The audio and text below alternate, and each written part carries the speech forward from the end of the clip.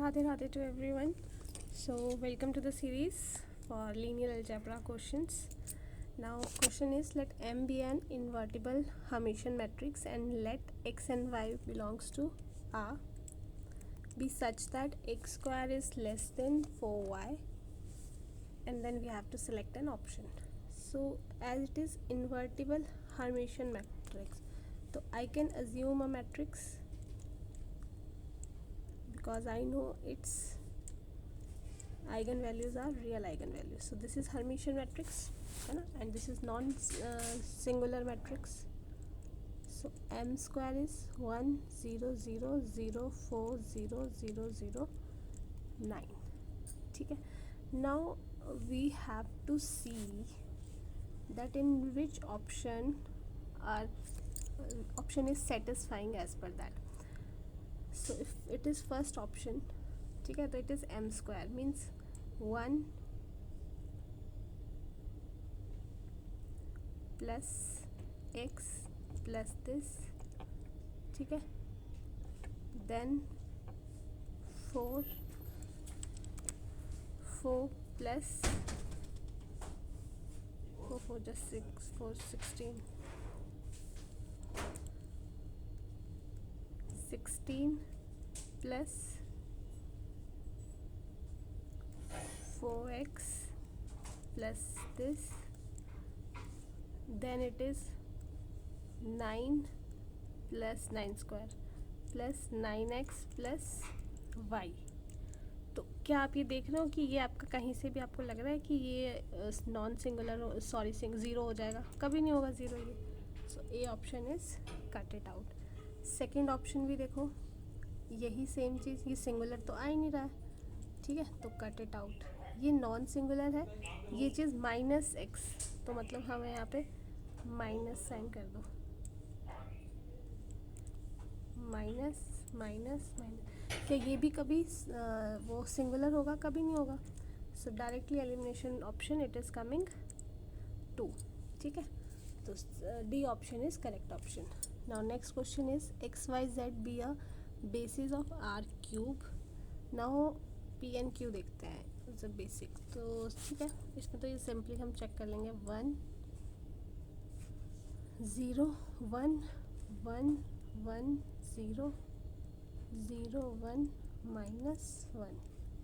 ठीक है, सो ये आ जाएगा -1 -1 -1. तो ये हमारा ज़ीरो आ रहा है, तो ये तो बेसिस नहीं बन सकता.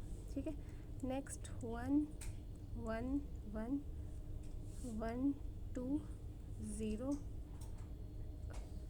देन 1 -1 -3 1, ये आएगा -6 -1 -3 +1 +1 -2 -6 +2 -2. It is -6 is coming. तो यस, ये आपका नॉन ज़ीरो आ रहा है, तो ये इंडिपेंडेंट है. Yes, Q statement is true but P statement is not true.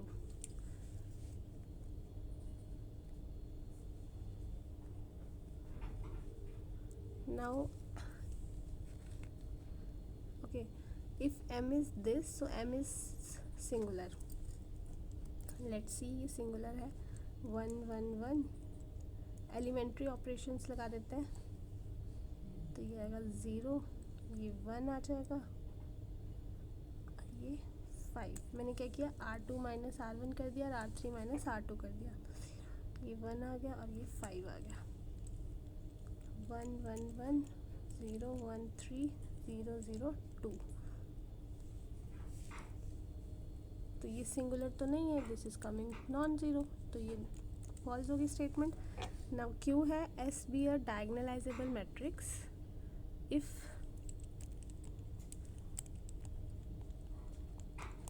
let me erase this. P be a matrix such that S plus 5T equals to identity, then T is diagonalizable.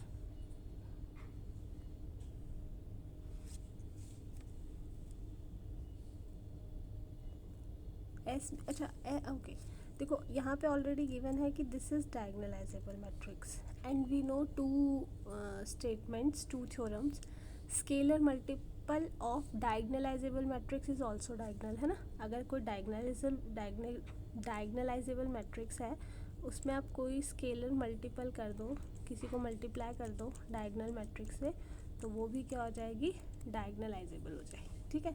और अगर कोई matrix, if any matrix is diagonalizable matrix then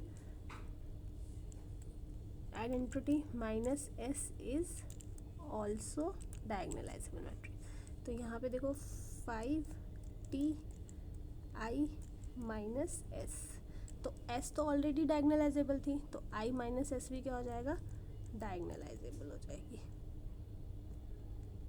है ना। और ये diagonalisable हो जाएगी। अब 5 जो मल्टीपल है स्केलर, तो वो भी डायगनल। 2 स्टेटमेंट याद रखनी है, कोई भी डायगनलाइजेबल मैट्रिक्स है तो उसका स्केलर मल्टीपल भी डायगनलाइजेबल होगा। और अगर कोई मैट्रिक्स डायगनलाइजेबल है तो आइडेंटिटी माइनस एस भी क्या हो जाएगी, डायगनलाइजेबल हो जाएगी।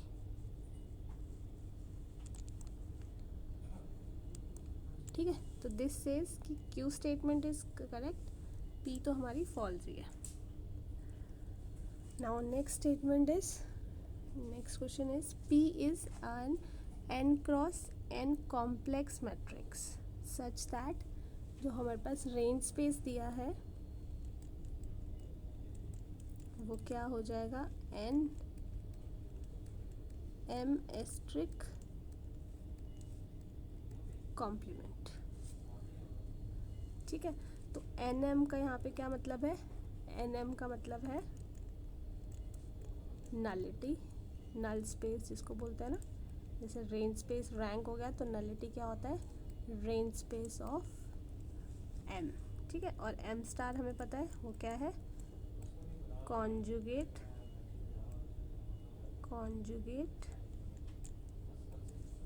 Transpose of M, transpose of M, ठीक है। अब हमें देखना है कि जो रेंज स्पेस है वो आपका नलिटी है, उसका कॉम्प्लीमेंट है, ठीक है। तो ये स्टेटमेंट हमारा ट्रू होता है स्टेटमेंट, क्योंकि आपने नल स्पेस जो लिया है ना, कंजुगेट नल स्पेस का आप कॉम्प्लीमेंट ले रहे हो, तो वो ऑब्वियसली आपका रेंज स्पेस के इक्वल ही आएगा ना। नल स्पेस का कॉम्प्लीमेंट किसके इक्वल आएगा, रेंज स्पेस के इक्वल आएगा। तो this statement is true statement. Then next is there exist a unitary matrix with, yes we know कि हमारा जो यूनिटरी मैट्रिक्स होता है उसकी आइगन वैल्यू एब्सल्यूट 1 होती है ना, एब्सल्यूट 1 होता है, और it is saying less than 1, तो ऑब्वियसली ये हमारी फॉल्स स्टेटमेंट है। तो हमारा बी है ना, पी करेक्ट हो गया, क्योंकि नलिटी का कॉम्प्लीमेंट हमारा रेंज स्पेस हो जाएगा, और जो आइगन वैल्यूज़ है वो हमारी एब्सल्यूट 1 होता है। नेक्स्ट है हमारा consider a real vector space V of dimension n on a non zero linear transformation, if dimension is less then this t square is lambda for some zero को छोड़ के, then which of the following is statement is true statement. तो देखा जाए तो ये हमारे पास एक एनहिलेटिंग मैट्रिक्स दिया है, ठीक है।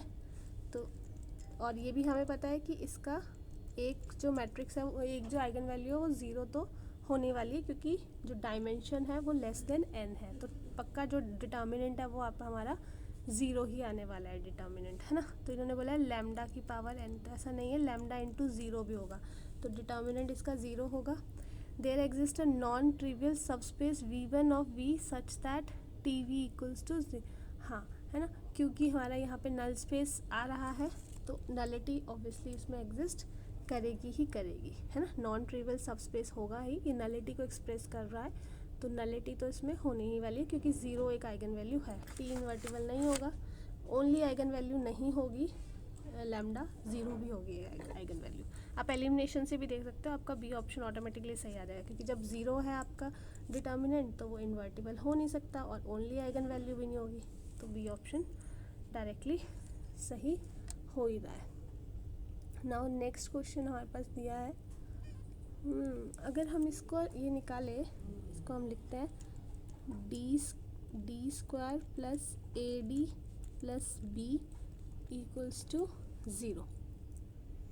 ए एंड बी हमें पॉजिटिव नंबर लेना है, तो लेट मैं ए को क्या ले लेती हूँ 5 ले लेती हूँ एंड बी को मैं 6 ले लेती हूँ। तो इसके रूट्स क्या आ जाएंगे, इस इक्वेशन के रूट्स -3 एंड -2, है ना।